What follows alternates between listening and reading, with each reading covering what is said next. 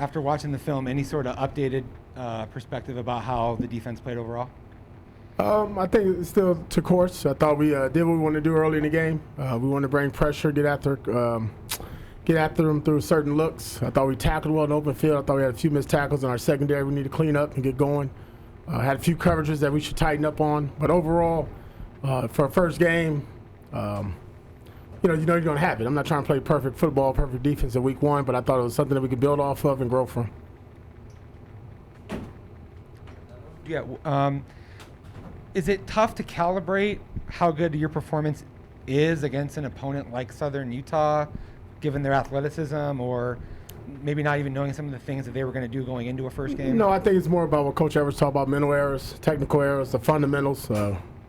We knew going into the game, obviously we were a superior team athletically, but it's about execution, and I think that's what Coach talked about after the game. I mentioned as well. Those are things, again, you want to keep cleaning up throughout the season. We don't want to play our best ball in September. We want to play our best ball in November, December.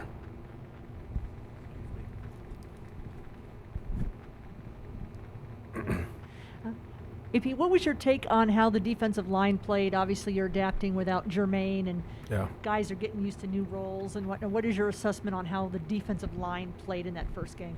I mean, DJ Davidson, obviously, right? Player of the week, did a hell of a job, and that's what we need. A couple years ago when we first got here, we had Rennell Wren, and he was that kind of guy inside for us.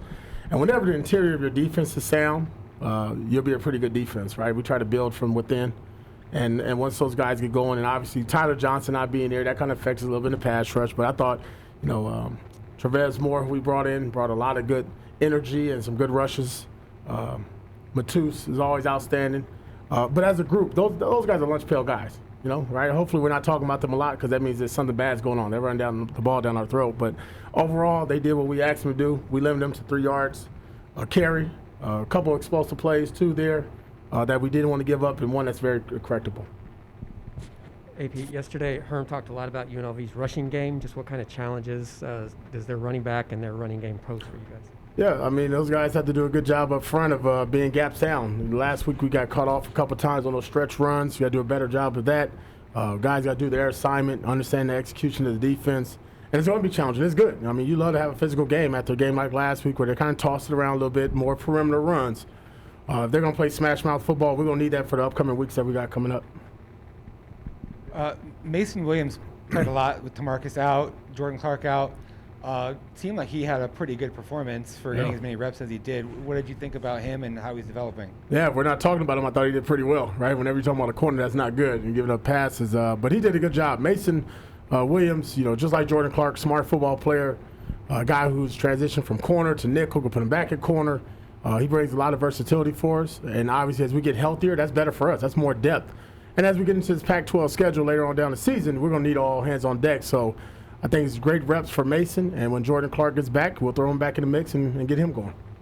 And the reps of some of your younger players like Eric Gentry or B.J. Green getting a sack, does that sort of put something on film that allows you to give confidence and then maybe getting more reps in other games? Yeah, well, it's promising. I think for any freshman that gets the opportunity to play any college football game, it's exciting for them. It's exciting for us. Since we've been here, we haven't really stressed redshirting, even with the veteran group that we got coming back. Eric Gentry's put himself in position to be pretty much the 4th linebacker coming off the sideline. He did an excellent job. He wanted to be downhill, but for a tall, lanky guy, he's physical and he bends well, and he's tough and smart. Tommy Hill, Ed Woods, those other guys, they'll get more and more reps as the season goes on. UNLV run game is something that you guys are going to be focused on, I'm sure, this week. What's your kind of view of that, and maybe even their quarterback situation, what he provides? Yeah, really, our mindset all year is to stop the run. We feel with our secondary that we're going to put them in position where they're going to have to cover, and we're going to make teams throw the ball. That's what we want to do. We don't want to allow them to run. It doesn't feel good when the team runs the ball on you at all. It doesn't feel good when you give them a 22-yard touchdown. Our guys take a lot of pride on that.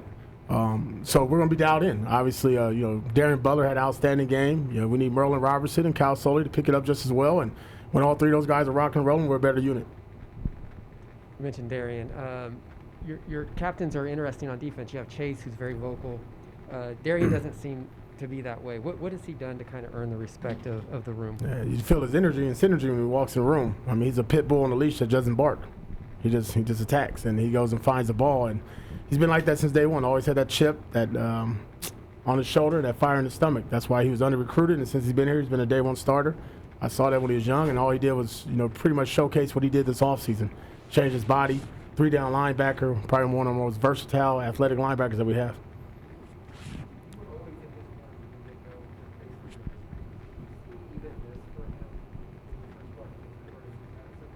No, I seen it in 2014, 15, and 16 when I was at Long Beach Poly. I was always figuring out who's this little dark kid running around beating up on my running backs. It was him. So I knew right away what he'll do here.